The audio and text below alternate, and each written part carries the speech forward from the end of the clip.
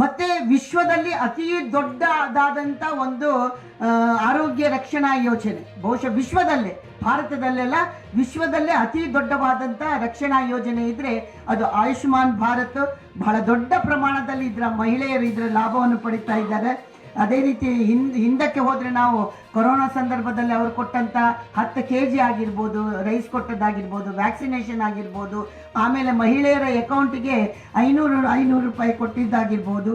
ಈ ರೀತಿ ಇವತ್ತು 29 ರೂಪಾಯಿ kg ಅಕ್ಕಿಯನ್ನು ಇವತ್ತು ಎಲ್ಲರಿಗೆ ಬಹಳ BPL APL ಅಂತ ನೋಡದೆ ಇವತ್ತು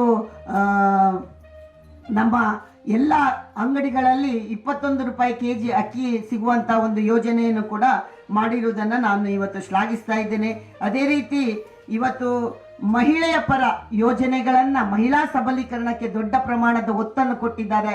ನಾನು ತಮ್ಮ ಮಾಧ್ಯಮದ ಮೂಲಕ ನಮ್ಮ ಕರ್ನಾಟಕದ ಜನರಲ್ಲಿ ವಿನಂತಿ ಮಾಡೋದು, 50%ಕ್ಕಿಂತ ಹೆಚ್ಚು ಮತದಾರರು ನಾವು ಮಹಿಳೆಯರಿದ್ದೇವೆ. ಇವತ್ತು ಮಹಿಳೆಯರಿಗೆ ಒಂದು ಕೊಟ್ಟಿದ್ದಾರೆ ಕಾಂಗ್ರೆಸ್ ಸರ್ಕಾರ, ಯಾವುದೇ ಯೋಜನೆಗಳನ್ನು ಕೊಡದೆ ಕೇವಲ ಗ್ಯಾರಂಟಿಯ ಮೇಲೆ ಯಾವುದೇ ಅಭಿವೃದ್ಧಿಯ ಚಿಂತನೆ ಮಾಡದೆ ಗ್ಯಾರಂಟಿಯನ್ನು ಕೊಟ್ಟಿದ್ದಾರೆ. ಸಂತೋಷ. ಜನರಿಗೆ ಸಿಹಿಯನ್ನು ಕೊಡುವಂಥ ಕೆಲಸವನ್ನು ಕಾಂಗ್ರೆಸ್ ಸರ್ಕಾರ ಕೊಟ್ಟರೆ ಜನರಿಗೆ ಬದುಕುವಂಥ, ಮಹಿಳೆಯರಿಗೆ ಬದುಕನ್ನು ಕೊಡುವಂಥ ಕೆಲಸವನ್ನು ನಮ್ಮ ನರೇಂದ್ರ ಮೋದಿಯ ಕೇಂದ್ರ ನೇತೃತ್ವ BJPಯ NDA ಸರ್ಕಾರ ಮಾಡಿದೆ.